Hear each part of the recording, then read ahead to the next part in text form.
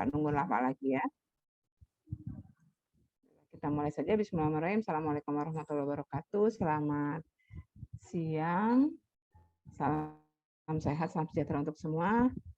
Mohon maaf hari ini kita gunakan waktu libur Anda ya untuk membahas tentang satu materi yang belum sempat kita bahas tentang perilaku. Nah, tadi saya sudah sampaikan kelompok 1 itu adalah RKI, kemudian yang 2A itu kelompok 2 dan kelompok 4 ya. Dan kelompok 3-nya nanti presentasi oleh kelas 2B. Ya, silakan siapa moderatornya? Siapa moderatornya? Iya baik Ibu, izin masuk, bisa saya saja Ibu. Oke, silakan Mei. Assalamualaikum warahmatullahi wabarakatuh. Selamat siang semua kepada yang terhormat Ibu Indriana Rahmawati dan teman-teman sekalian yang hadir pada siang hari ini.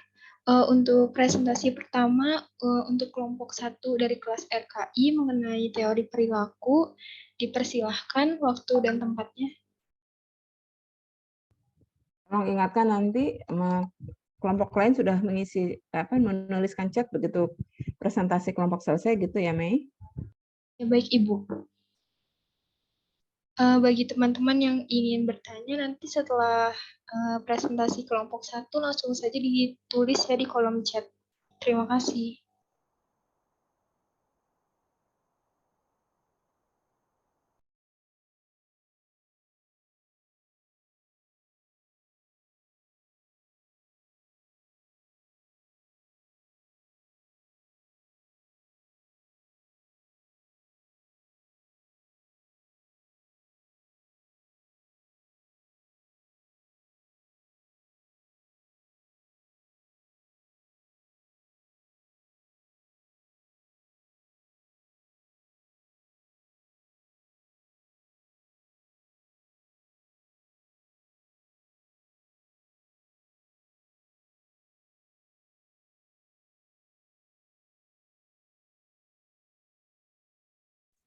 Izin bertanya, apakah share screen-nya sudah terlihat?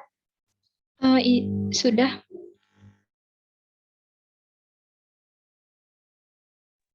Baik, Assalamualaikum warahmatullahi wabarakatuh. Selamat siang Ibu Indriana dan teman-teman. Pada siang hari ini, kami dari kelompok 1 kelas 2 RKI akan mempresentasikan tentang teori perilaku. Untuk Dini, tolong digeser nama-namanya dulu, Din. Ya, untuk anggota kelompok 1 itu ada Aisyah Rifah Sabrina, Angelina Putri Andrianti Smith, Anissa Amalia, Tia Kamila Azahra, Bintang Eko Bawono, Bisma Hanifah, Deva Angela, Dimitri Stawati, Evan Kizito, dan Faisal Salma Weka. Dan table of contents-nya ada SOR teori, yang kedua ada Sehandu Discourse teori, yang ketiga social support teori, yang keempat social cognitive teori. Yang pertama, behavioral theory. Human behavior is an organism or person respond to stimuli from outside the subject. Based on the book Psychology for Nursing 2002 by Scenario, human behavior is essentially a process of individual interaction with the environment as biological manifestation that he is a living being. Human behavior arises because of the stimulus and response and can be observed directly or indirectly. Jadi perilaku manusia, ya sebentar. Jadi perilaku manusia berdasarkan buku psikologi untuk keperawatan oleh Scenario. Perilaku manusia ini pada hakikatnya merupakan proses interaksi individu dengan lingkungan sebagai manifestasi hayati bahwa dia adalah makhluk hidup. Perilaku manusia ini timbul karena adanya stimulus dari respon serta dapat diamati secara langsung atau tidak langsung. Next. The theory of human behavior according to the World Health Organization, there are 4 determinants of a person's behavior. 1. SOR theory. 2. Sehandu Discourse theory. 3. Social support theory. 4. Social cognitive theory of self regulation. Jadi teori perilaku manusia menurut World Health Organization atau Organisasi Kesehatan Dunia itu terdapat 4 determinan. Yang pertama ada SOR teori, yang kedua ada Sandhu-Bikar teori, yang ketiga ada social support teori, dan yang keempat ada social cognitive theory of self-regulation. Next. And next, SOR theory.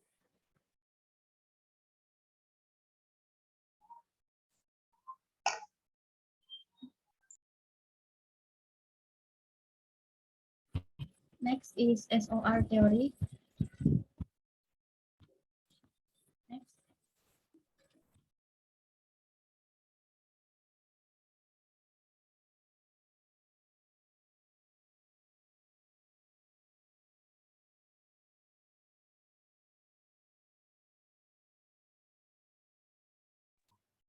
Untuk kelompok mohon maaf share screen-nya keluar ya.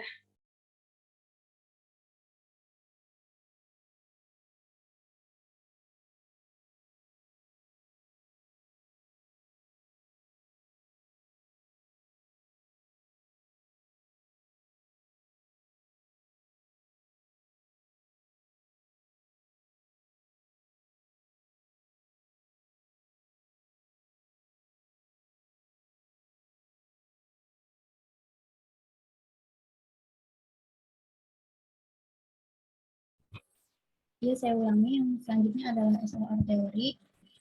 Next. This theory states that there is a reaction or response due to a stimulus or stimulation to humans. This behavior change process describes the learning process in individual. Teori ini menyatakan bahwa adanya sebuah reaksi atau respon karena adanya stimulus atau rangsangan terhadap manusia. Proses perubahan perilaku ini menggambarkan proses belajar pada individu. Terdiri dari yang pertama adalah stimulus. Whether the stimulus is accepted or not indicates the effectiveness of the stimulus or not to cause a response. Stimulus ini diterima atau tidaknya menandakan efektif dan tidaknya rangsangan untuk menimbulkan suatu respon.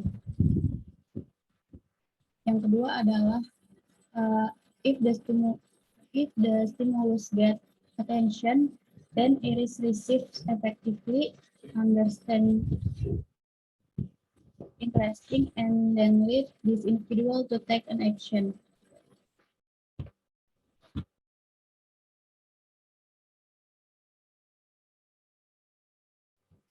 Apabila stimulus ini mendapat perhatian, maka diterima secara efektif, dapat dimengerti, menarik, dan kemudian membawa individu ini untuk melakukan sebuah tindakan. Yang ketiga adalah from the stimulus that the individual responds to, finally there is a change in behavior. Dari stimulus yang direspon individu ini, akhirnya terjadi sebuah perubahan perilaku. Next.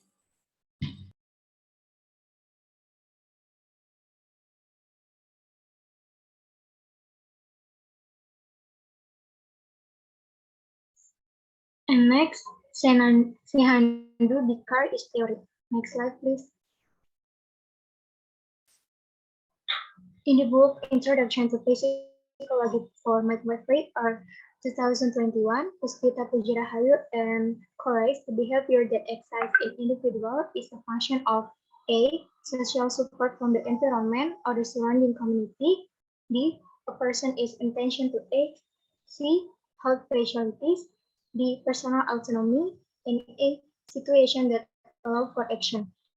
Jadi yang untuk teori dari Sandhu-Bikar ini dalam buku pengantar psikologi untuk kebidanannya pada tahun 2021, yaitu Puspita Pujirahayu dan kawan-kawannya, ada perilaku yang ada pada individu yang merupakan fungsi dari 5. Yang pertama, ada dukungan sosial dari lingkungan atau masyarakat sekitar. Yang kedua, ada niat seseorang untuk bertindak. Yang ketiga, fasilitas kesehatan. Yang keempat, ada otonomi pribadi. Dan yang kelima, ada situasi yang memungkinkan untuk bertindak. Next slide, please. The third is social support theory. Next. Social support theory is a support or assistance in the form of information, advice,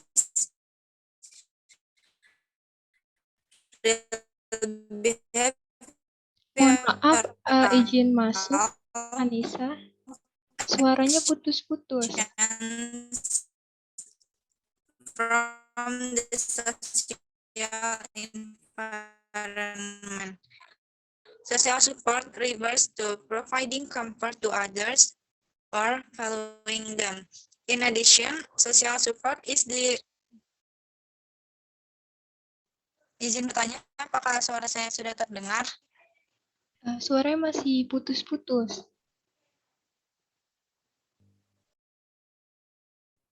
Diganti teman yang lain saja yang sinyalnya lebih bagus, bisa kan?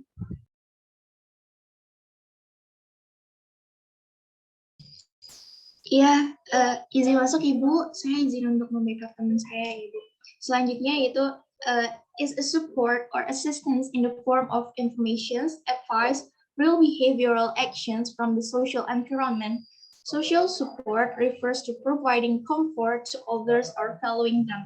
In addition, social support is the existence of interpersonal transactions shown by providing assistance to other individuals. Factors that influence social support include, jadi di sini ada beberapa faktor yang mempengaruhi social support. Di antaranya itu terbagi menjadi 3. Yang pertama adalah physical needs atau kebutuhan fisik in the form of clothing, dalam bentuk pakaian, food, makanan, dan housing atau kebutuhan akan tempat tinggal. Selanjutnya, social needs atau kebutuhan sosial. People who easily socialize with their environment, yaitu orang-orang yang bersosialisasi dengan lingkungannya. Terakhir itu ada psychic needs. When someone is in trouble, of course, he will need support, motivation, and solution from others. Jadi ini psikis, kebutuhan psikis. Jadi saat seseorang berada dalam masalah, tentunya dia membutuhkan support, membutuhkan dukungan, motivasi, dan solusi.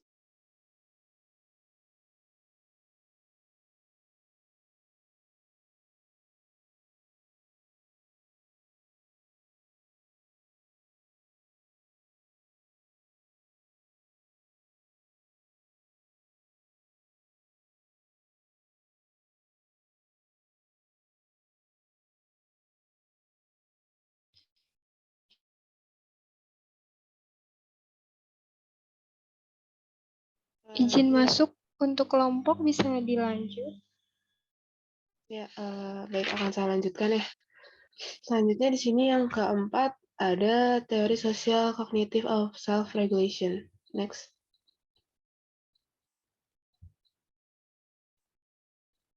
Ya, jadi di sini tuh teori ini menganalisis proses yang mendasari penentuan nasib individu, altruisme, dan moral perilaku.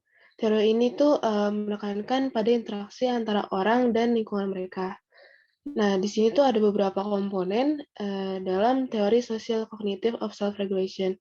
Yaitu yang pertama ada faktor lingkungan. Nah, faktor lingkungan ini mempengaruhi individu dan kelompok. Tapi mereka itu sendiri itu bisa mengatur perilaku mereka sendiri.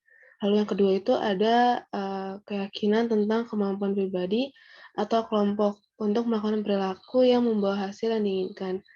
Lalu selanjutnya ada belajar untuk melakukan perilaku baru dari pribadi individu lain atau media. Lalu komponen selanjutnya ada penggunaan dan penyalahgunaan imbalan dan hukuman untuk memodifikasi perilaku. Lalu komponen selanjutnya adalah menyediakan alat, sumber daya atau lingkungan perubahan yang membuat lebih mudah untuk melakukan perilaku baru. Lalu komponen yang terakhir ada mengontrol diri melalui self-monitoring, lalu ada penetapan tujuan, umpan balik, dan penghargaan diri. Next.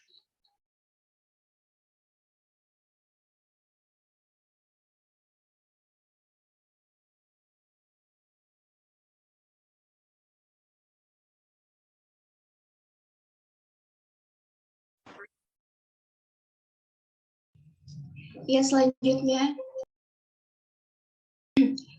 behavior changes, perubahan perilaku. In behavior change technique, there are several things that need to be connected with the influence of relationship, including organizations, and also with the psychological environment, which is, in this case, will affect a person's biological and interopsychical. What is meant here is the existence of a process and also the mental or psychological forces that underlie the life of the behavior. Jadi perubahan perilaku ini itu connect atau berhubungan dengan hubungan antara organisasi atau juga hubungan psikologi dengan lingkungannya. Jadi perubahan perilaku oleh hal-hal di luar dari pribadi itu sendiri seperti lingkungannya maupun organisasi yang dia ikuti. Seperti itu. Mungkin bisa di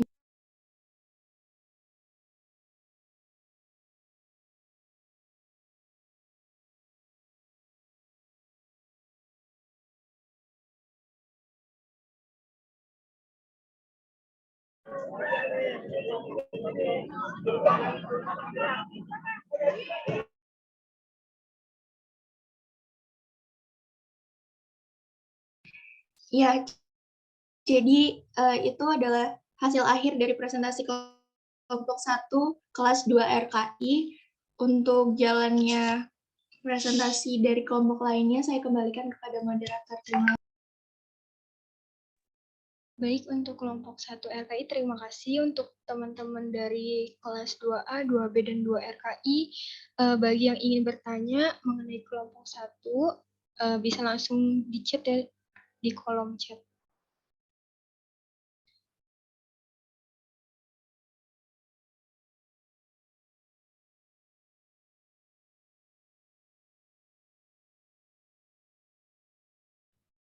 Ibu izin masuk sebelumnya, jika kelompok semisalnya ada yang ingin ditambahkan atau menyanggah gitu, apakah diperbolehkan, Ibu?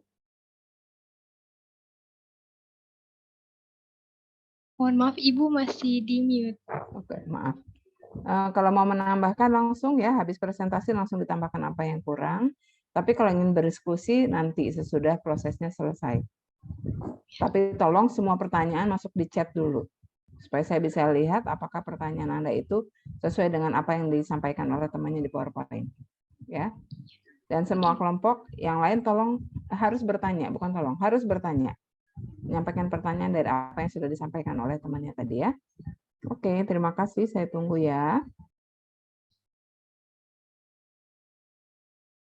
Baik, sekali lagi untuk teman-teman yang ingin bertanya bisa langsung menuliskannya di kolom chat ya.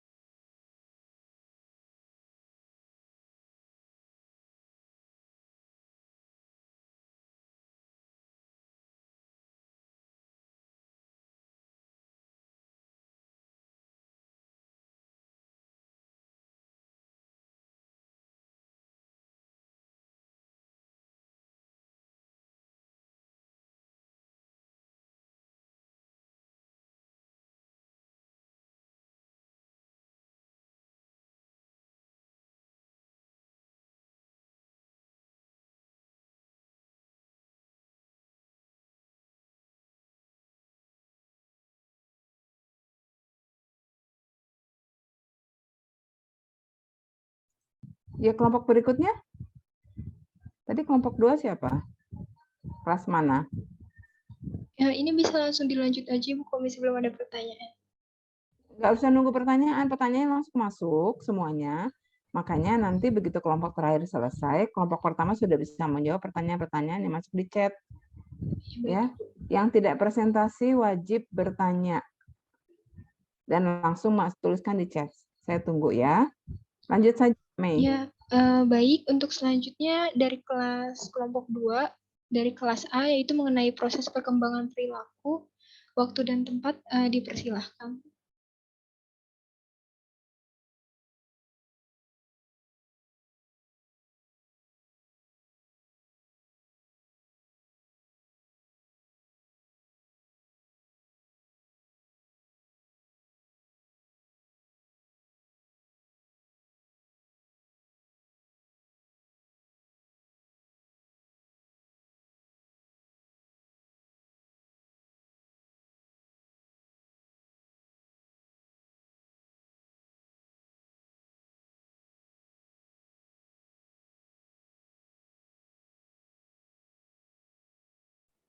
Assalamualaikum warahmatullahi wabarakatuh.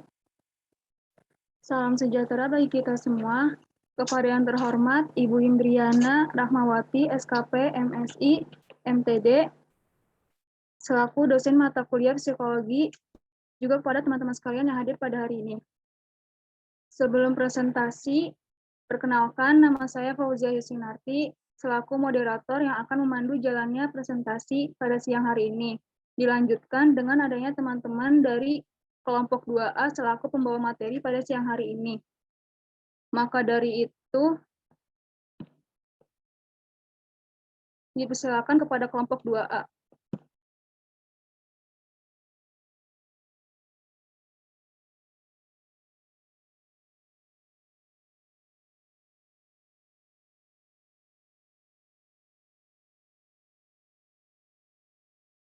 Ya, di sini kita akan membahas proses pembentukan perilaku.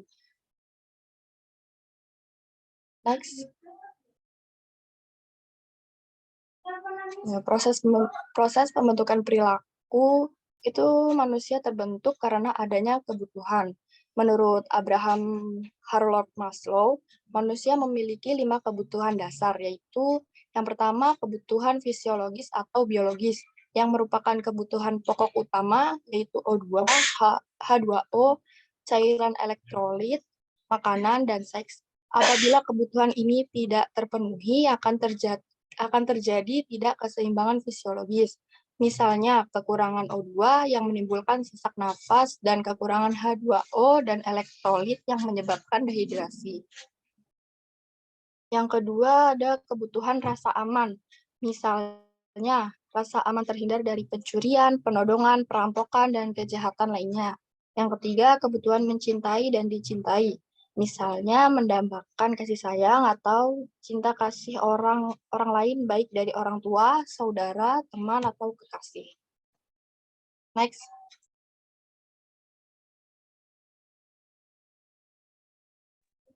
Selanjutnya, yang keempat ada kebutuhan harga diri. Misalnya ingin dihargai dan menghargai orang lain. Yang kelima ada kebutuhan aktualisasi diri. Tingkat dan jenis kebutuhan tersebut satu dan lainnya tidak dapat dipisahkan karena hakikatnya kebutuhan fisiologis merupakan faktor yang dominan untuk kelangsungan hidup manusia. Dalam memenuhi kebutuhan tidak dapat dipisah-pisahkan antara satu dengan yang lain. Misalnya memenuhi kebutuhan fisiologis dulu, kemudian kebutuhan-kebutuhan rasa aman, dan seterusnya.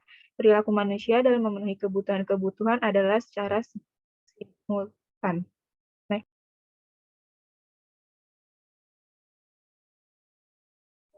Proses pembentukan perilaku. Selanjutnya,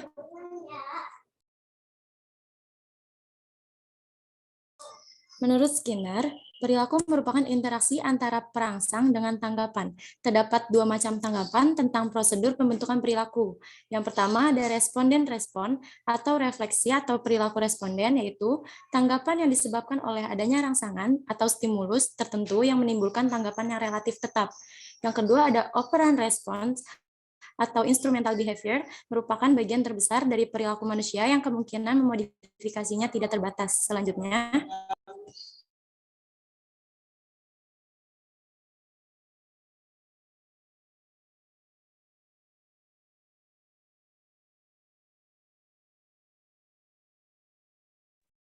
Selanjutnya 3 bentuk perilaku. Bisa di next.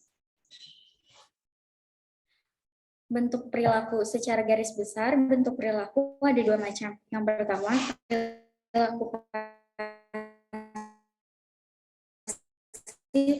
atau respon internal dalam diri individu dan tidak dapat diamati secara langsung. Contohnya, ketika manusia sedang berpikir, berfantasi, atau berangan-angan. 2. Perilaku aktif atau respon eksternal. Perilaku aktif adalah perilaku yang sifatnya terbuka dan dapat diamati langsung berupa tindakan yang nyata. Contohnya, ketika seseorang sedang mengerjakan ulangan dan membaca buku pelajaran.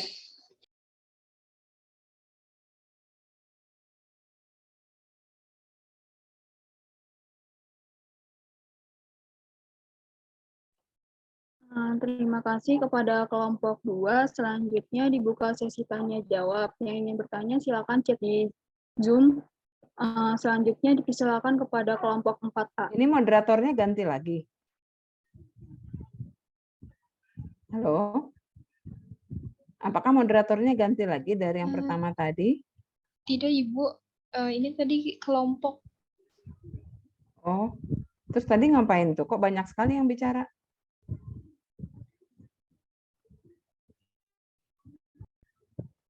Kan tadi sudah kita sepakati bahwa pertanyaan yang memandu adalah satu moderator saja. Ya, yang bicara hanya yang presentan saja, yang tidak presentan tidak usah ikut menyampaikan. Yang berkaitan dengan aturan-aturan diskusi itu hanya boleh oleh moderator. Gitu kan ya aturan kalau kita diskusi ya? Atau ada aturan lain?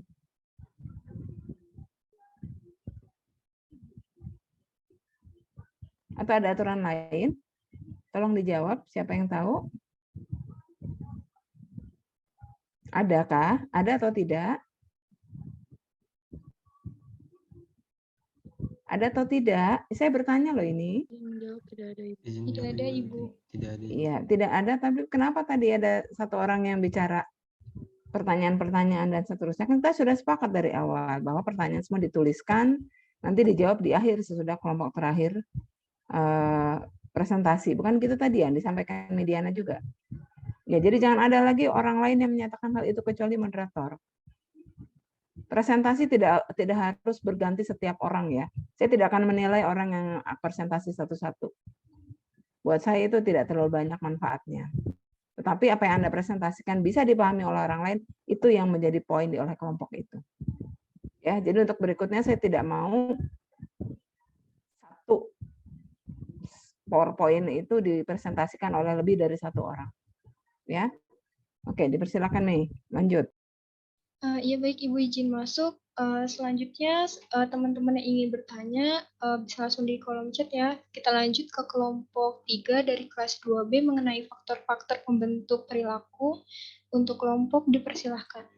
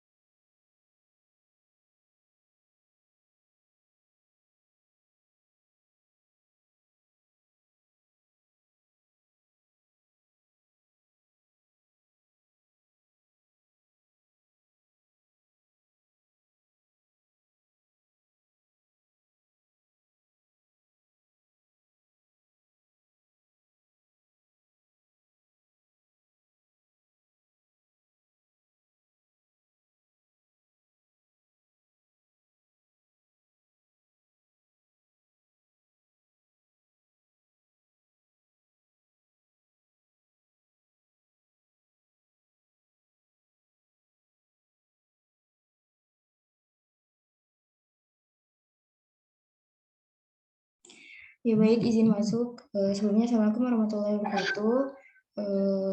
Saya perwakilan dari kelompok 3B izin untuk mempresentasikan tentang faktor-faktor yang mempengaruhi perilaku. Untuk anggotanya,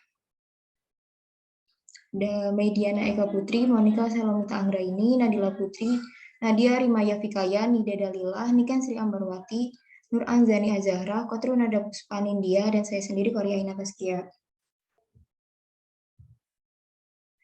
Untuk submaterinya terdapat faktor genetik, faktor eksogen, dan faktor biologis. Faktor genetik atau keturunan merupakan faktor yang berasal dari dalam diri seorang.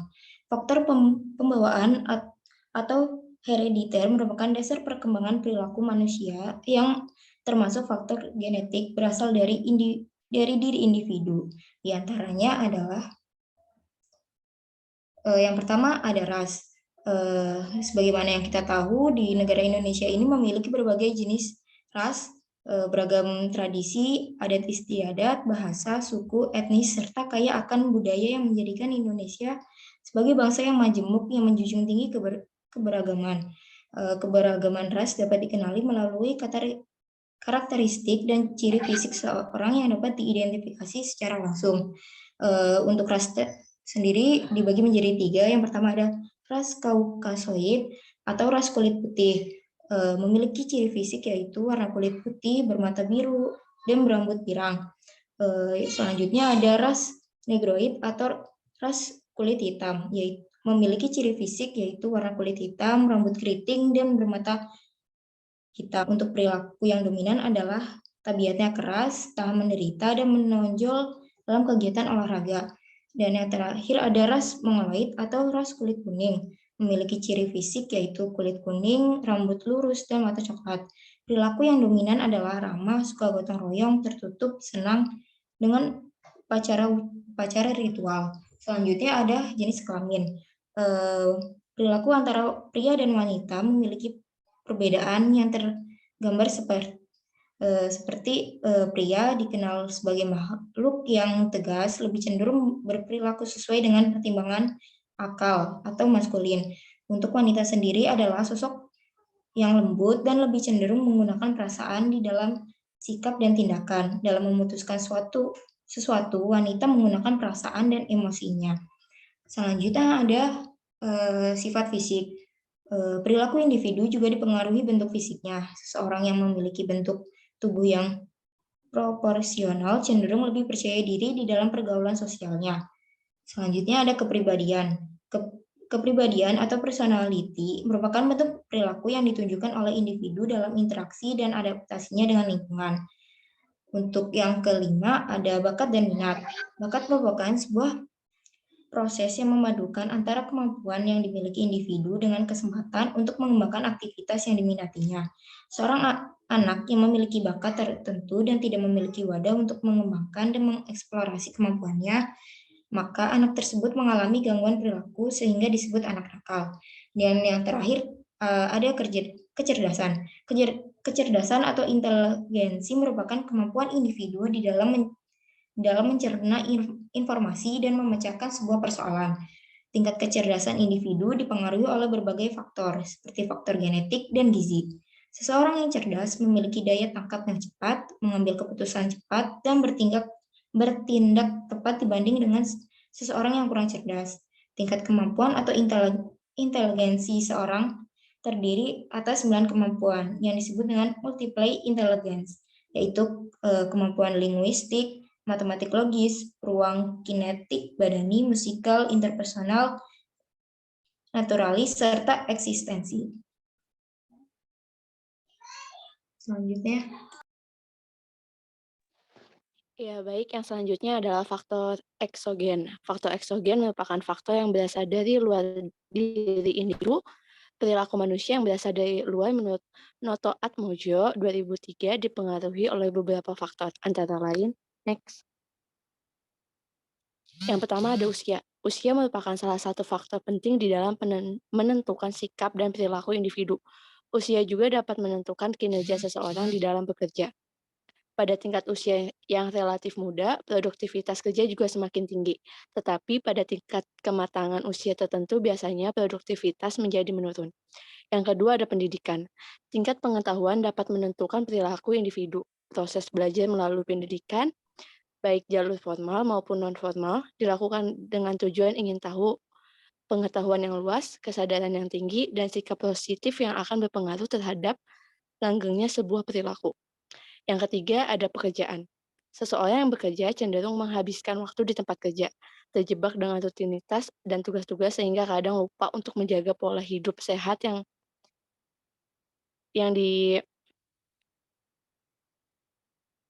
diperoleh dengan beristirahat yang cukup dan berolahraga. Antara orang yang memiliki kesibukan dengan orang yang tidak bekerja tentu memiliki pula perbedaan dalam perilaku atau sikapnya. Yang keempat ada agama. Agama merupakan hal yang mendasar berupa nilai dan keyakinan yang dianut individu bukan saja berpengaruh terhadap perilaku, tetapi juga turut berpengaruh cara pandang, cara berpikir, serta sikap yang ditunjukkan dalam kehidupan sosialnya. Next. Yang kelima ada sosial ekonomi. Kedudukan individu dalam masyarakat ditentukan oleh strata sosial dan tingkat ekonomi. Gaya hidup seseorang mencerminkan tingkat penghasilan yang diperoleh.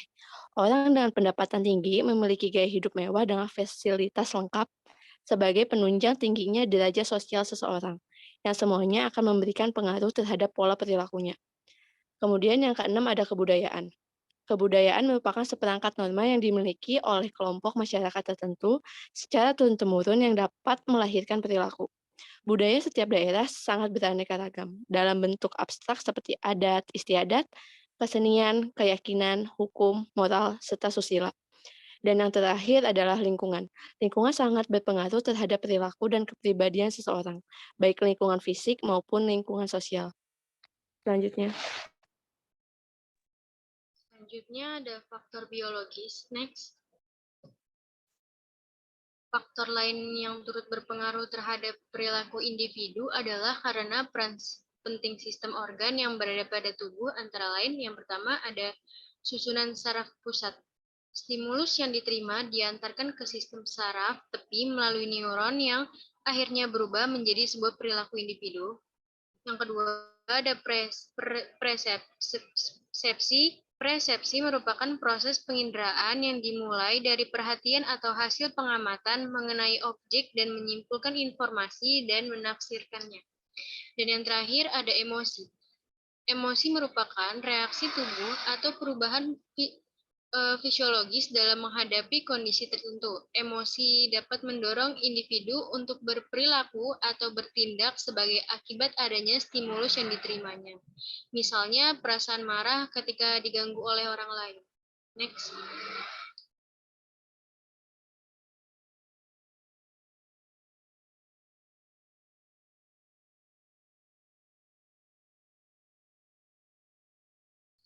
Baik, terima kasih untuk kelompok dari kelas B. Selanjutnya dilanjut kelompok 4 dari kelas A mengenai perilaku abnormal. Waktu dan tempat dipersilahkan.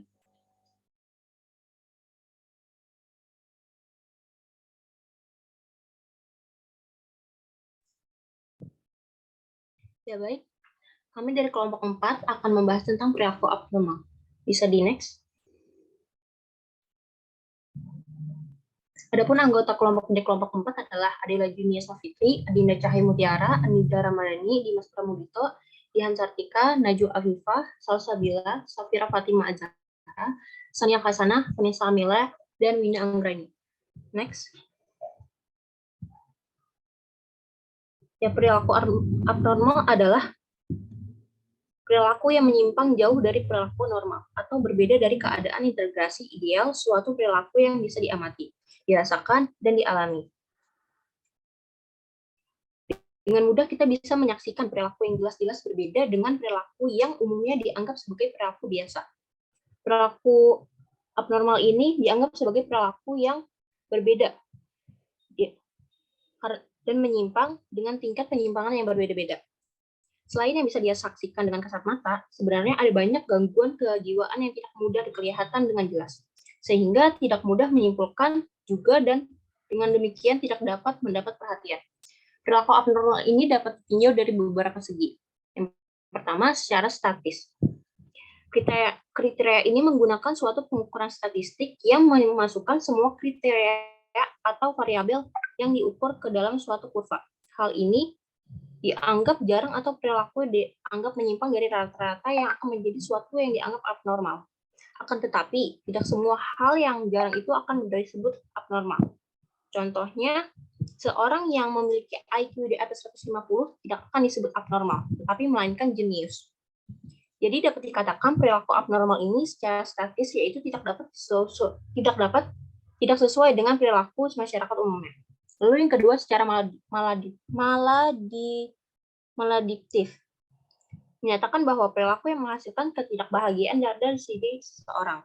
Perilaku ini membatasi kemampuan kita untuk beradaptasi atau menyesuaikan diri. Dikatakan juga sebagai perilaku yang abnormal. Selain itu, perilaku yang termasuk ke dalam perbuatan yang melukai diri sendiri atau orang lain ini seperti pecandu alkohol. Makanya perilaku ini dapat mempengaruhi bagi individu atau masyarakat. Lalu yang ketiga, menyimpang dari normal sosial. Perilaku ini menyimpang secara jelas dari standar atau norma dalam masyarakat, seperti yang sering kita saksikan. Budaya mempunyai peran yang besar di dalam norma sosial, seperti juga usia yang menjadi tolak ukur penting. Contohnya, seorang pria dewasa yang berenang tanpa pakaian di depan umum menjadi hal yang aneh. Tetapi, sementara anak-anak berusia 3 tahun yang melakukan hal yang sama akan disebut lucu dan menggemaskan. Lalu yang keempat adalah distres pribadi. Suatu perilaku yang dianggap abnormal jika hal itu mendatangkan kesengsaraan atau penderitaan bagi seseorang. Contohnya, yang paling sesuai dari kriteria ini adalah kelainan obsesif kompulsif, di mana kegelisahan akan sesuatu mengarah kepada perilaku kompulsif yang bertujuan untuk meredakan kegelisahan tersebut. Bisa di next. Penyebab perilaku abnormal itu ada faktor keturunan. Faktor keturunan seperti idiopati, psikosis, neurosis, idiosi, dan psikosa sifilitik. Terus yang kedua ada faktor sebelum lahir. Itu terjadi pada ibu karena kekurangan nutrisi, infeksi, luka, keracunan, menderita penyakit, menderita psikosis, dan trauma pada kandungan. Yang ketiga ada faktor ketika lahir, seperti kelahiran dengan alat, asphyxia, prematur, atau primogenitur. Terus yang keempat ada faktor setelah lahir, seperti pengalaman traumatik, kejang atau step, infeksi pada otak atau selaput otak, kekurangan nutrisi, dan faktor psikologis. Selanjutnya.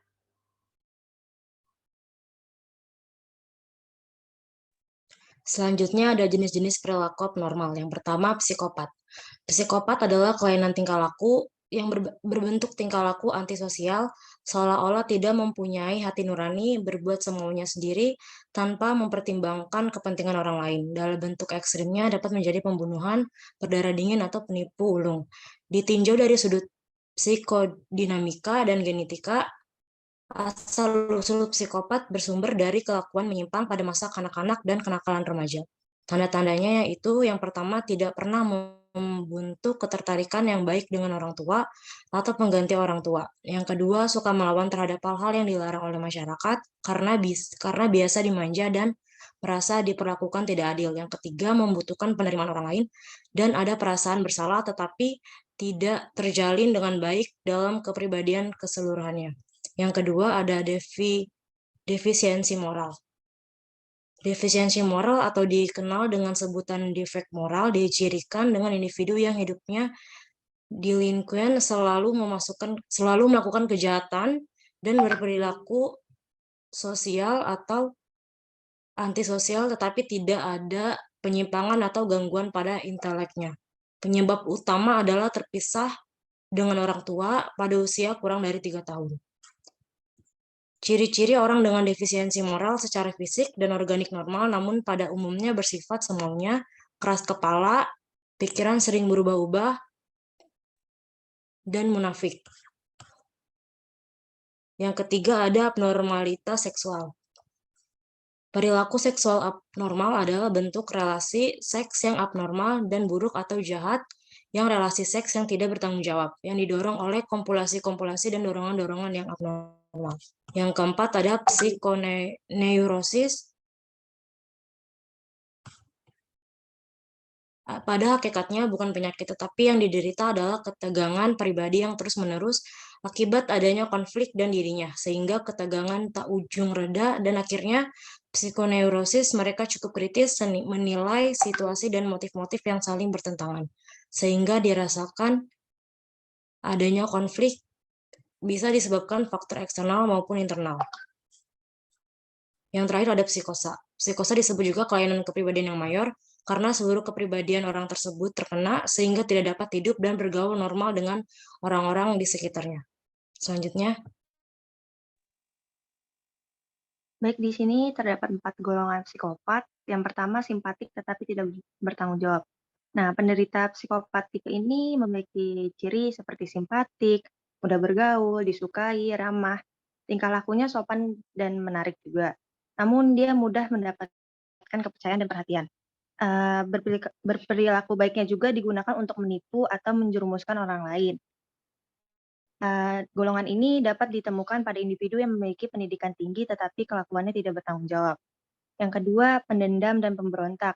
Nah, pada tipe ini biasanya penderita gemar memusuhi dan memberontak terhadap hal-hal yang tidak disukainya.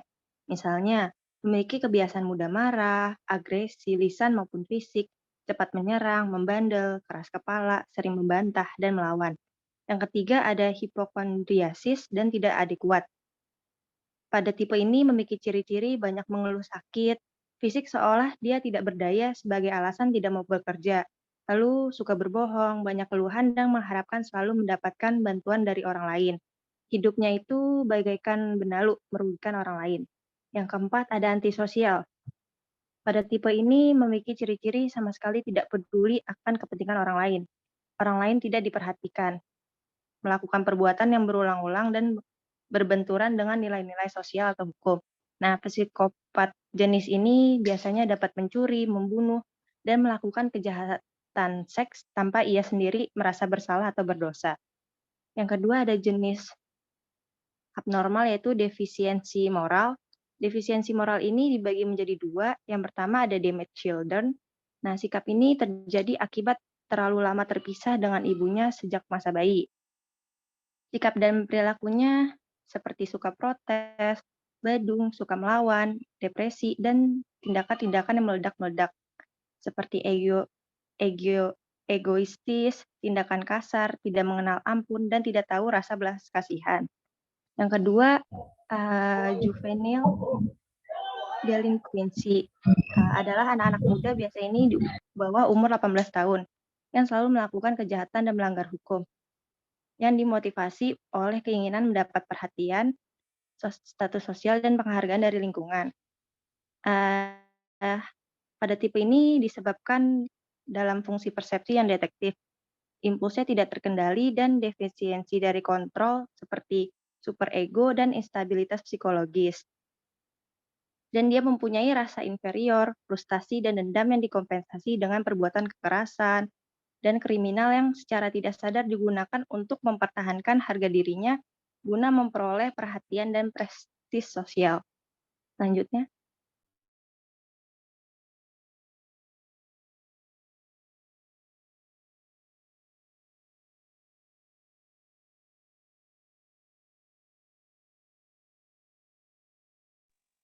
Boleh dilanjut slide-nya.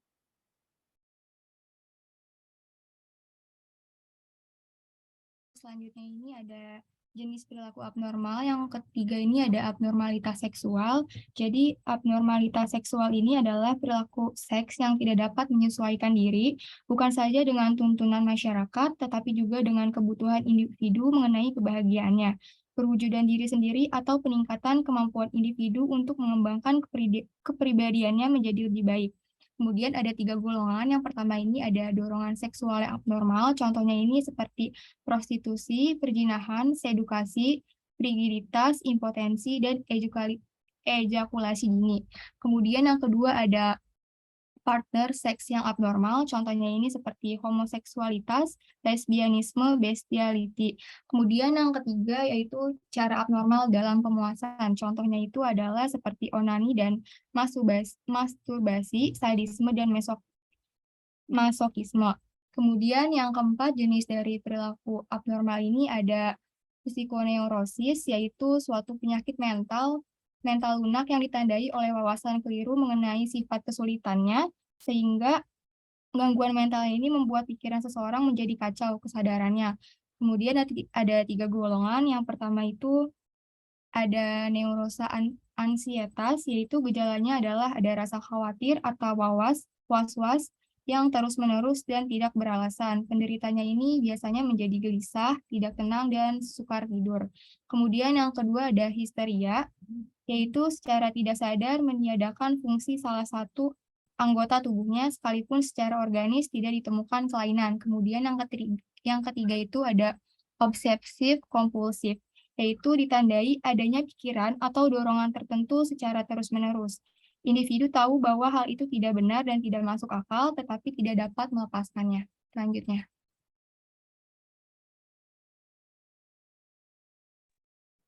Baik, selanjutnya itu ada psikosa. dari yang tadi sudah dijelaskan mengenai psikoneurosis atau neurosa itu kan kelainan mental ringan ya. Kalau misalkan psikosa ini kelainan kepribadian yang mayor, tapi terdapat perbedaan nih antara psikosa dan neurosa. Nah, perbedaannya ini terbagi dari jadi 6 aspek.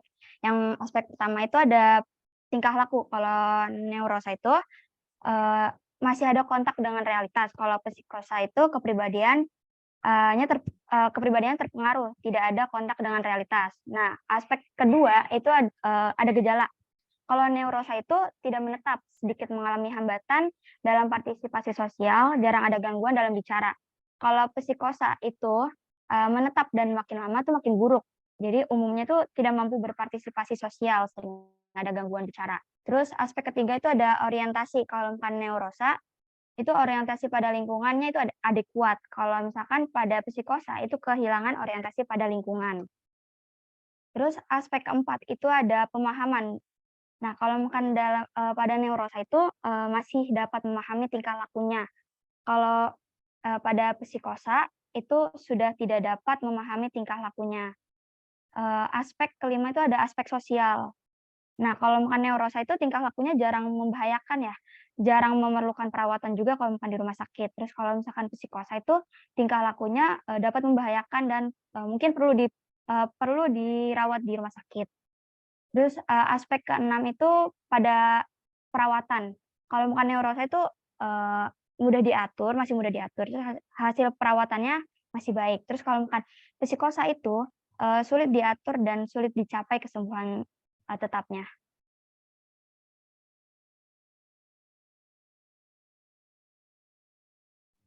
Baik, izin melanjutkan.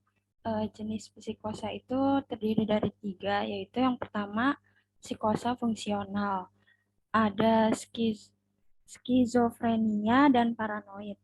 Skizofrenia atau perpecahan kepribadian yaitu pikiran, perasaan, dan perbuatannya berjalan sendiri-sendiri dengan gejala seperti pola pikir yang tidak teratur, tidak sesuai dengan yang dirasakan, tingkah laku yang aneh, dan tidak dapat dimengerti, lebih suka menyendiri dan tidak mau mengikuti kebiasaan manusia normal. Yang kedua, paranoid atau kondisi paranoid, yang ditandai dengan adanya kecurigaan yang tidak beralasan yang terus-menerus, bisa menjadi tingkah laku agresif. Jalan pikirnya cukup sistematis, mengikuti suatu logika yang teratur, tetapi berakhir dengan interpretasi yang menyimpang dari kenyataan. Paranoid yang sudah lebih lanjut ditandai dengan halusinasi, pola berpikir makin kacau, dan tingkah laku makin aneh. Lalu jenis psikosa yang kedua itu psikosa manik depresif, terutama menyangkut aspek emosi penderita. Penderita menjadi sangat gembira, sangat sedih, sangat agresif, atau diam seperti patung. Dan yang terakhir, jenis ketiga itu psikosa organik. Psikosa organik ini berbeda dengan psikosa fungsional. Penyebabnya adalah faktor kelainan fisiologik. Misalnya karena usia senil, maka terjadi penyempitan pembuluh darah otak sehingga bertingkah laku seperti psikosis.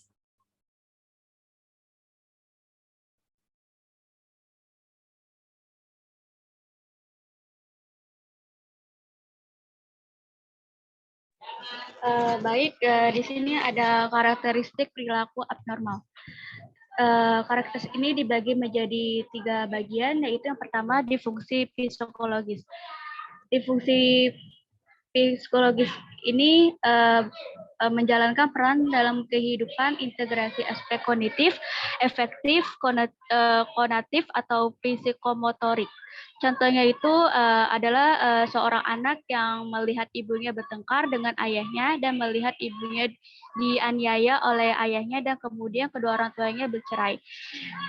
Di fungsi psikologis ini tuh dibagi menjadi 3 macam bagian, yaitu yang pertama itu ada aspek kognitif. Aspek kognitif ini tuh perspektif anak terhadap ayahnya menjadi negatif. Menurutnya ayahnya itu jahat, tidak mempunyai perasaan dan tidak sayang terhadap ibunya. Di sekolah anak juga jadi tidak bisa berkonsentrasi dalam belajar sehingga membuat anak menjadi malas belajar sehingga nilai di sekolahnya menurun, menjadi pendiam dan tidak percaya diri. Yang kedua ini ada aspek efektif. Anak menjadi sedih, khawatir, cemas, dan takut apabila ibunya bertengkar dengan ayahnya. Yang ketiga ini ada aspek konatif. Aspek konatif ini tuh anak menjadi malas belajar, ingin memukul dan membunuh ayahnya. Yang kedua itu ada bagian distress. Distress ini memiliki ada 3 macam, yaitu implement yaitu hendaya yang menunjukkan pada keadaan merusak dirinya baik secara fisik atau psikologis. Yang kedua itu ada secara fisik.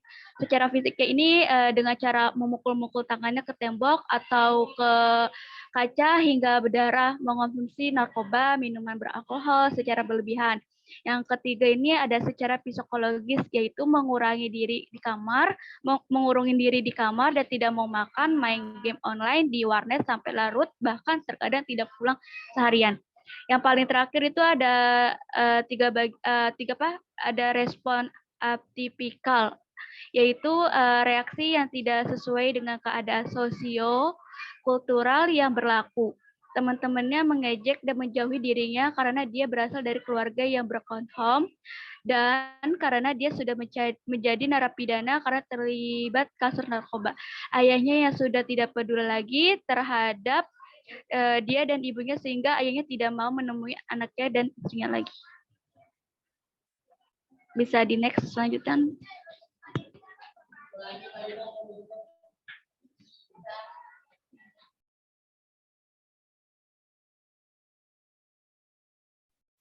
Selanjutnya ada pencegahan perilaku abnormal. Yang pertama, hindari konflik batin yang berasal dari diri sendiri maupun lingkungan. Lalu kedua, upayakan untuk selalu memelihara kebersihan jiwa, hati nurani, yaitu dengan kejujuran, tidak iri dengki, dan tidak berpikir negatif.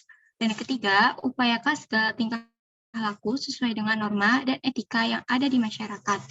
Dan keempat, dalam kehidupan berusaha melatih, membiasakan, dan menegakkan disiplin dalam segala hal. Yang kelima, melatih berpikir positif dan berbuat wajar tanpa menggunakan mekanisme pertahanan diri dan pelarian negatif. Dan yang terakhir, keenam, berani dan mampu mengatasi setiap kesulitan yang dihadapi dengan kemauan dan usaha konkret dan rasional. Selanjutnya ada tindakan penanganan perilaku abnormal. Yang pertama itu dengan psikoterapi. Psikoterapi merupakan suatu interaksi sistematis antara klien dengan terapis dan menyertakan prinsip-prinsip psikologis untuk melakukan perubahan pada perilaku, pikiran, perasaan klien dengan tujuan untuk membantu klien mengatasi perilaku abnormal, mencegah masalah dalam kehidupan atau perkembangan sebagai individu. Yang kedua itu ada psikodinamika. Menurut Sigmund Freud merupakan perumus teori pertama yang mengembangkan model psikologis dari perilaku abnormal. Beliau juga pertama kali mengembangkan model psikoterapi yang disebutnya psikoanalisis untuk membantu orang-orang yang menderita akibat gangguan psikologis. Psikoanalisis merupakan teori psikodinamika yang pertama. Terapi psikodinamika membantu individu untuk memperoleh insight mengenai dan mengatasi konflik bawah sadar yang dipercaya merupakan akar dari perilaku abnormal. Yang ketiga itu ada terapi perilaku. Terapi perilaku merupakan aplikasi sistematis dari prinsip-prinsip belajar untuk menangani gangguan psikologis. Karena fokusnya pada perubahan perilaku, bukan perubahan kepribadian atau mengenali masa lalu secara mendalam.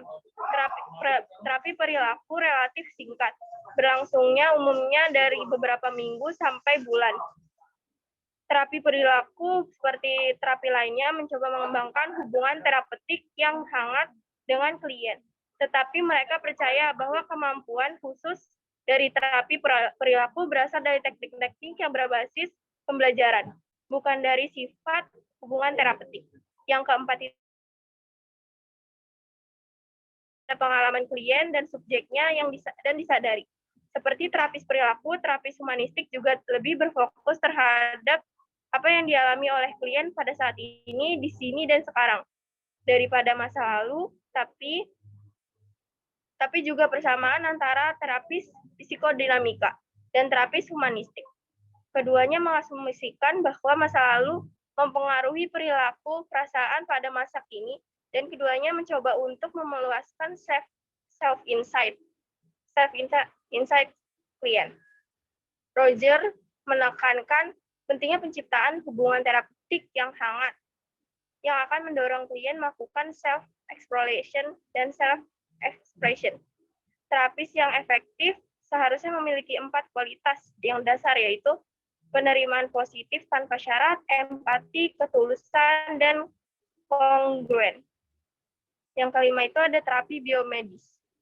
Terapi biomedis biasanya dilakukan oleh dokter medis. Di antaranya, mereka yang mengikuti pelatihan spesialis dalam psikiatri atau psikofarmakologi, namun banyak juga dokter yang memberi resep obat psikoterapeutik untuk pasien mereka. Pendekatan biomedis menunjukkan keberhasilan besar dalam menangani berbagai bentuk perilaku abnormal. Walaupun mereka juga memiliki keterbatasan, salah satunya obat dapat memiliki efek samping yang tidak diinginkan dan berbahaya. Selanjutnya.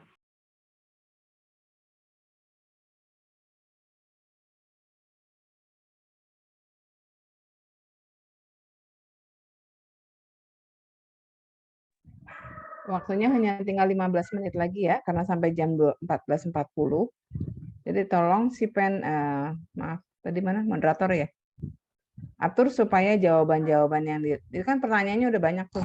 Silakan langsung dijawab, tidak ada lagi jeda. Ya, pasti kelompoknya sudah membaca. Gitu ya, silakan Mei. Ya, baik Ibu izin masuk.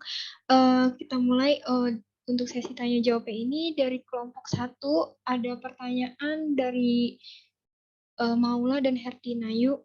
Untuk kelompok 1, apakah bisa dijawab sekarang? Harus dijawab sekarang, nggak ada waktu lagi. Langsung dijawab, karena pertanyaannya udah dari tadi.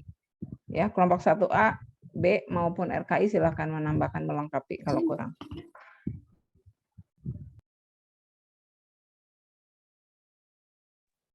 Assalamualaikum warahmatullahi wabarakatuh. Izin masuk. Perkenalkan, nama saya Aisyah Arifah Sabrina dari kelompok 1-2 RKI. Di sini saya ingin menjawab pertanyaan dari Nayu, yaitu pertanyaannya, apakah ada faktor lain yang dapat mempengaruhi behavior change? Jawabannya itu menurut kelompok kami terdapat faktor lain, yang dimana kelompok kami mengambil dari teori para ahli. Menurut salah satu ahli, yaitu Lawrence Green, pada tahun 1980, faktor perilaku dibentuk oleh 3 faktor utama, yaitu yang pertama adalah faktor predisposisi atau predisposing factor, yaitu faktor yang mempermudah atau mempredisposisi terjadinya perilaku seseorang, antara lain pengetahuan, sikap, keyakinan, kepercayaan, nilai-nilai, dan tradisi.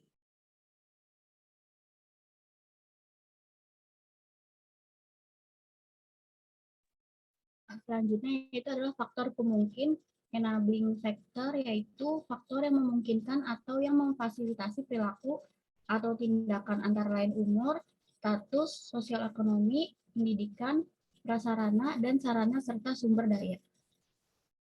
Yang terakhir adalah faktor pendorong atau penguat, reinforcing factor, yaitu adalah faktor yang mendorong atau memperkuat terjadinya perilaku.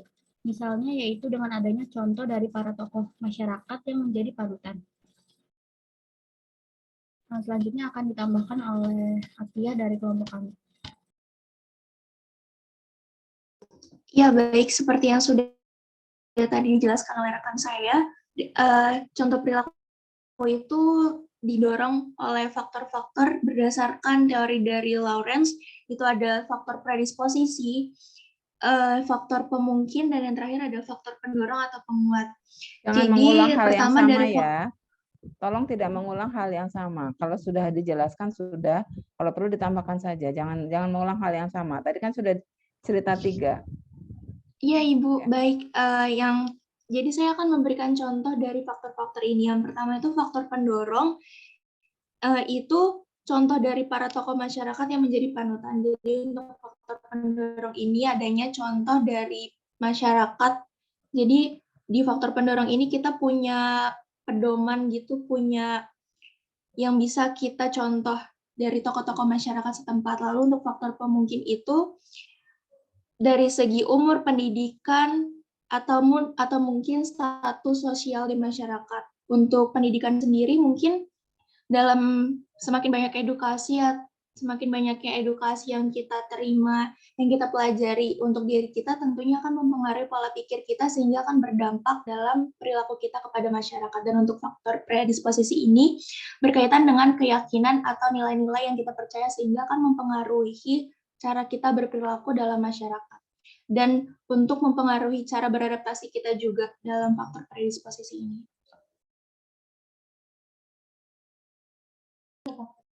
Iya, terima kasih.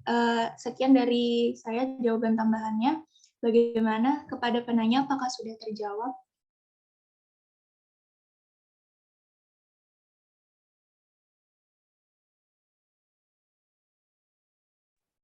Iya, izin masuk moderator. Sebelumnya saya Yasin Nahyus yang menanyakan pertanyaan tadi. Pertanyaan tadi sudah cukup terjawab. Terima kasih.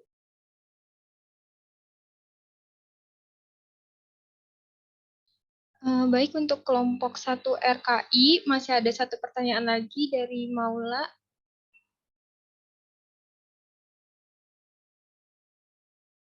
Ya, silakan Bismil.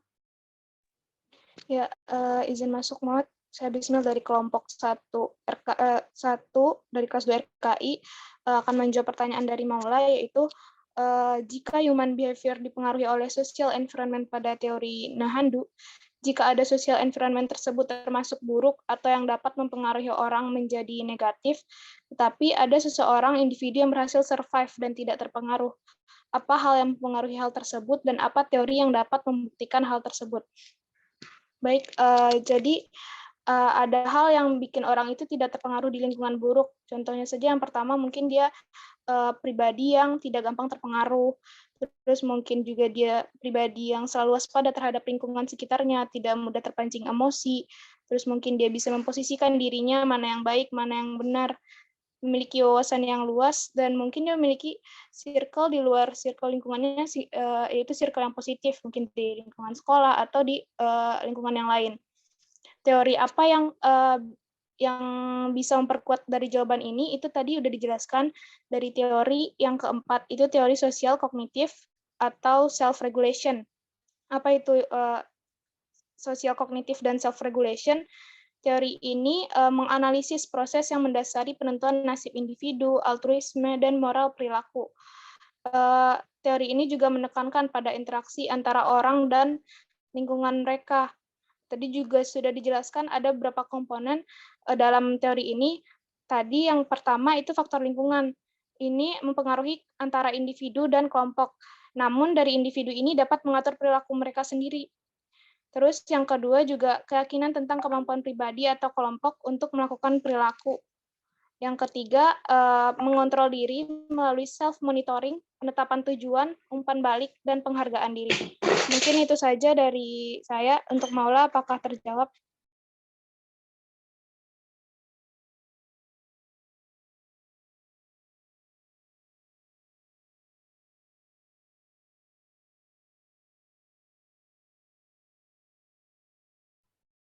Mungkin bisa dilanjut saja ya untuk kelompok 2A. Ini sudah ada 3 pertanyaan dari Fitri Alia, Salsabila, dan Kurnia. Untuk kelompok 2 bisa langsung dijawab.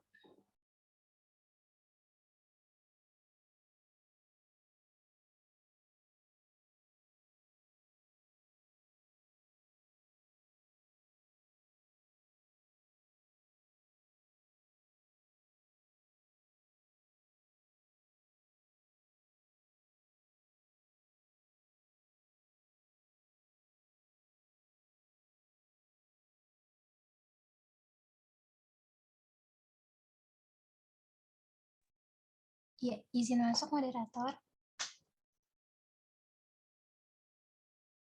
Iya, dipersilahkan.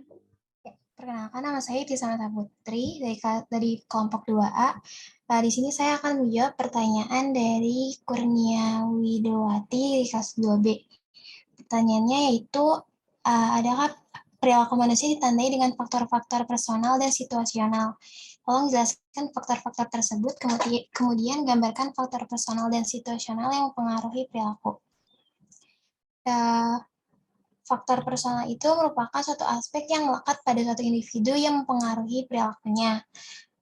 Secara garis besar, faktor personal ini dibagi menjadi dua, yaitu faktor biologis dan faktor sosio-psikologis.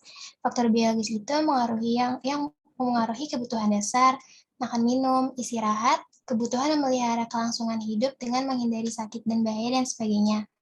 Yang kedua itu ada faktor sosio-psikologis, yaitu yang terdiri dari aspek emosional atau afektif, aspek intelektual atau kognitif, aspek volisional yang berhubungan dengan kebiasaan dan kemauan bertindak atau fanatik.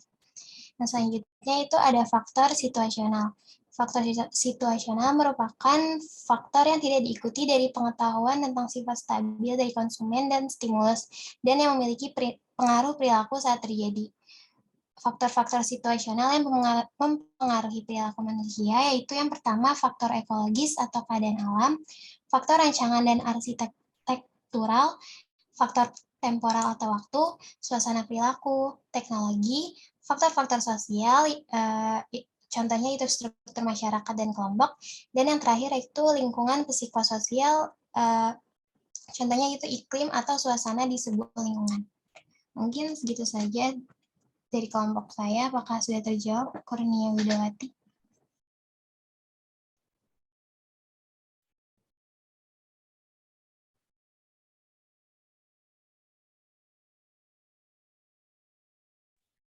Baik, untuk kelompok 2 masih ada 2 pertanyaan. Bisa langsung dijawab. Ya, bisa lebih cepat lagi ya, karena waktunya hanya tinggal 5 menit ini. Jangan terlalu banyak mengulang-ulang kalimat atau pertanyaan ya. Langsung saja jawabannya. Ya, izin masuk moderator. Ya, dipersilahkan. Saya Ai Indrani Ripka Pratiwi dari perwakilan kelompok 2 izin menjawab pertanyaan Salsabila Sania Balkis dari perwakilan kelompok 3. Pertanyaannya itu di PPT dijelaskan kebutuhan menurut Maslow. Salah satunya biologis, bisa disebutkan macam-macam faktor dari biologis tersebut. Izin menjawab. Untuk faktor dari biologis itu yang pertama motif biologis, itu bisa dari makan, minum, istirahat. Lalu yang kedua itu naluri mempertahankan diri atau memperbanyak keturunan atau naluri beragama. Terima kasih.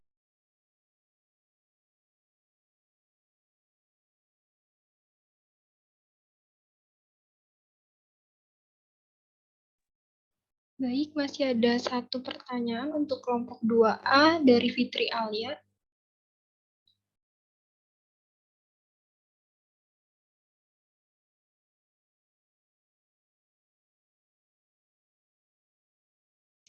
Untuk kelompok bagaimana?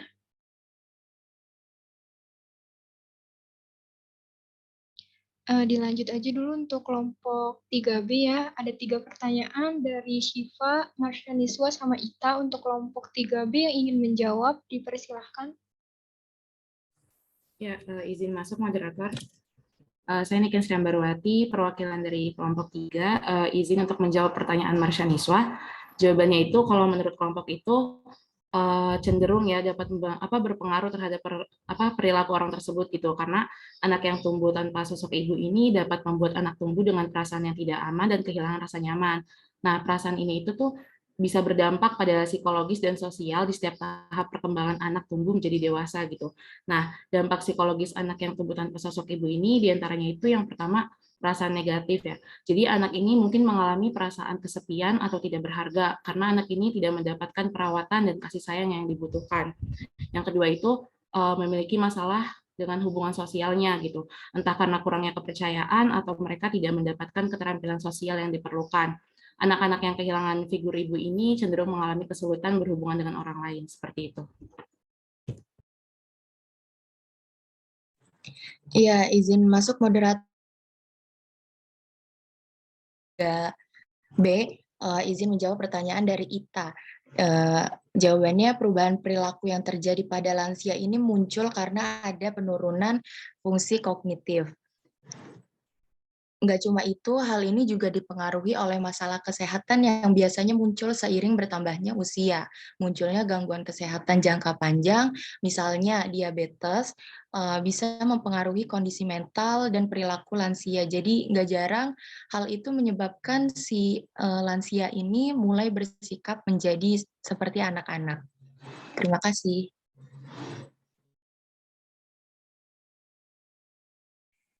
Izin masuk moderator. Saya ingin menjawab pertanyaan dari Siva Kartika dari kelas RKI. Jawabannya itu, menurut kelompok ada faktor lain yang mempengaruhi hal tersebut bisa terjadi, seperti keluarga sebagai faktor terdekat.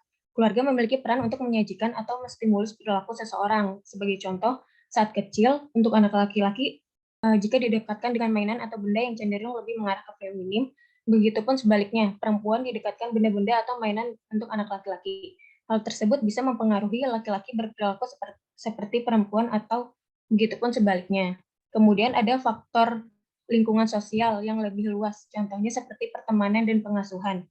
Di mana hal ini berarti jika seorang anak laki-laki memiliki teman perempuan lebih banyak dari teman laki-lakinya, itu bisa mempengaruhi dia bisa bersikap seperti perempuan, begitupun sebaliknya. Seperti itu, Siva. Baik, terima kasih sudah terjawab. Baik, untuk tadi kelompok 2A, apakah bisa menjawab? Ya, izin masuk moderator, izin menjawab pertanyaan dari Fitri Alia Nabila, kelompok 1 kelas 2A. Untuk pertanyaannya itu, kelompok ini kan membahas tentang pembentukan perilaku ya. Ada atau enggak faktor-faktor yang mempengaruhi proses pembentukan perilaku? Ya, izin menjawab.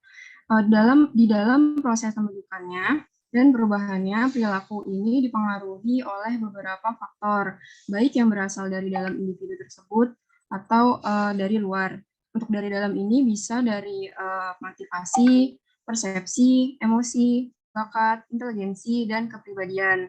Untuk faktor dari luarnya ini bisa pendidikan, agama, sosial ekonomi, lingkungan, dan kebudayaan. Terima kasih.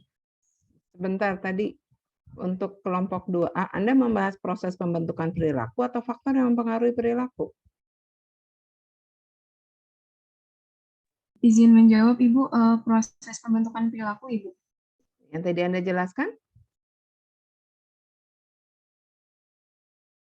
Faktor yang mempengaruhi proses pembentukan perilaku, Ibu. Itu bukannya ada kelompok lain ya yang membahas ya, faktor yang mempengaruhi?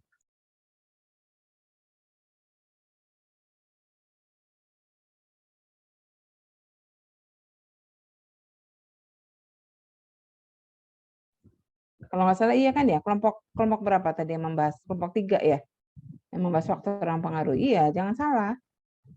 Kelompok 2 itu hanya membahas proses pembentukan. Bagaimana suatu perilaku terbentuk. Faktor-faktor yang membentuk dibahas oleh kelompok 3, makanya saya breakdown tidak di satu kelompok ini. Ya, lanjut Mei. Iya Ibu, tadi untuk pertanyaan itu Fitri Alia-nya tertuju oleh kelompok 2A sebenarnya Ibu. Ya, tapi kalau pertanyaan tentang faktor itu dialihkan ke kelompok yang memang membahas faktor, jadi nyambung. Kalau 2A kan tidak membahas itu. Iya. Baik, itu gunanya di chat supaya bisa dikoreksi ya sama moderator ya. Ya baik Ibu. Dilanjutkan untuk kelompok 4A ya, ada 5 pertanyaan. Untuk kelompok 4A bisa langsung menjawab. Izin masuk moderator. Ya, silakan Winda. Baik, terima kasih. Saya dari perwakilan dari kelompok 4, izin menjawab pertanyaan dari Rena. Kelas RKI, pertanyaannya tadi disebutkan bahwa penyebab sikap abnormal itu salah satunya adalah faktor sebelum lahir. yaitu trauma pada kehamilan. Contoh trauma pada kehamilan itu apa ya? Baik. Jadi trauma pada kehamilan itu bisa berupa trauma fisik dan trauma psikis. Yang pertama itu trauma fisik. Nah, trauma ini contohnya itu disebabkan karena adanya benturan, kecelakaan, atau kekerasan di mana tempat mengakibatkan memar, laserasi, dan akhirnya dapat membuat pendarahan pada ibu hamil. Yang kedua, trauma psikis. Nah, trauma psikis ini biasanya dialami pada masa awal kehamilan. Contohnya pada ibu hamil yang dimana salah satunya, misalnya ibu hamil itu mengandung anak pertama. Karena kan biasanya masa awal kehamilan itu sangat rentan terjadinya tingkat stres yang tinggi, yang dimana dipengaruhi dari perubahan hormonal serta perubahan fisik ibu hamil yang butuh penyesuaian diri. Maka dari itu, trauma psikis ini bisa membuat ibu hamil mengalami kecemasan, kegusaran, dan juga perasaan panik yang berlebih. Apakah sudah terjawab, Rena? Sudah terjawab, Linda. Terima kasih. Iya. Mei, punten sebelum lanjut tadi kata Rival, Iya, Ibu. tingkat 2A dan 2B ada kuliah jam berapa lanjutan? Sebentar, Ibu. Izin masuk Ibu, untuk kelas 2A dan 2B ada matkul keperawatan dasar 2 jam 15.00 sampai jam 17.00. Oke, jadi jangan pas habis jam 15 ya, nanti Anda nggak istirahat. Gimana? Silakan. Iya, baik. Mungkin dilanjut aja dulu ya, Bu. Untuk kelompok 4 bisa dilanjut. Kali ya, Mei, punten, maaf. Ya, Ibu. Kan Anda 15 menit lagi jam 3. Anda tidak mungkin nanti lanjut sampai jam 17. Dari jam 1 sampai jam 5 on di Zoom ini kan, ya. Itu sangat melelahkan. Jadi mohon maaf untuk yang tadi bertanya mungkin belum bisa diselesaikan kali ya kelompok 4. Tapi nanti mohon materi-materi ini kan nanti bisa diakses sama teman-temannya kan, yang di Google Drive. Nah, tolong nanti di makalahnya, bacanya di makalah, jangan di PowerPoint ya. Sementara ditutup dulu bisa, Mei, supaya nanti bisa kita lanjut ke yang berikutnya. Iya, baik Ibu. Terima kasih untuk teman-teman yang sudah memaparkan materinya dan sudah menjawab pertanyaan dari teman-teman semua. Untuk waktunya saya kembalikan lagi kepada Ibu Indriana. Ya, oke, makasih Mei. Mohon maaf tadi saya telatnya 20 menitan ya. Jadi ada beberapa hal yang ingin saya luruskan di sini. Saya sudah lihat semua power. Saya belum baca makalah, tapi saya sudah lihat semua PowerPoint dari semua kelas ya. Yang kurang tepat adalah PowerPoint di kelompok 2 untuk tingkat 2A dan 2B. Karena PowerPoint Anda belum menggambarkan proses pembentukan perilaku. Ya, silakan diperbaiki, cari bagaimana proses pembentukan perilaku. Jadi teori-teori perilaku itu isinya ada yang proses pembentukan, ada yang mengenai definisi, ada yang mengenai faktor yang mempengaruhi, gitu. Itu banyak teorinya. Sehingga untuk yang kelompok 1 itu Anda fokuskan pada teori pengertian perilaku menurut ahli. Ya, fokuskan ke situ. Karena untuk teori pembentukan perilaku itu ada di kelompok 2. Bagaimana perilaku itu terbentuk dengan proses belajarkah, dengan proses insentifkah, ya, dengan proses operan conditioning-kah, dan seterusnya. Itu ada banyak. Ya. Kemudian yang ketiga, faktor yang mempengaruhi perilaku itu juga ada teorinya.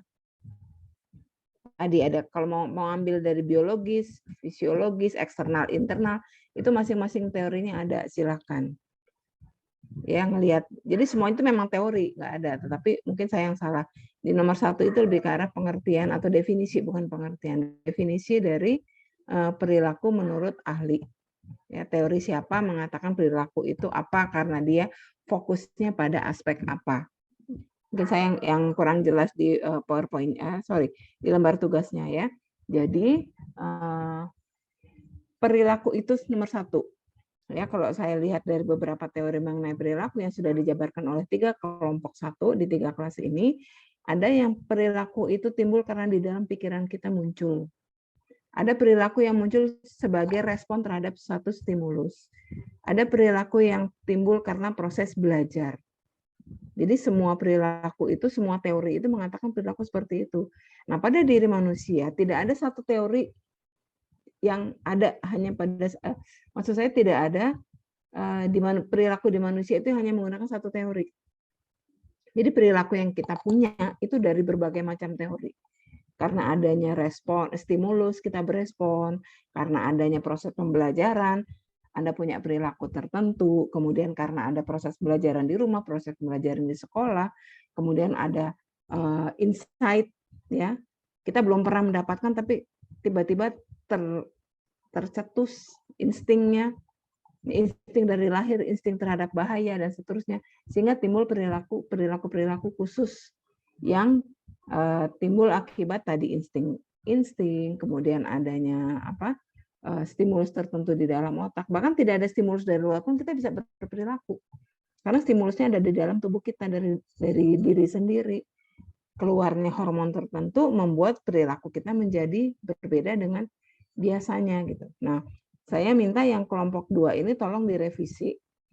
Ya, fokus Anda adalah pada proses pembentukan perilaku, yang kelompok 1 fokusnya pada definisi atau pengertian dari perilaku.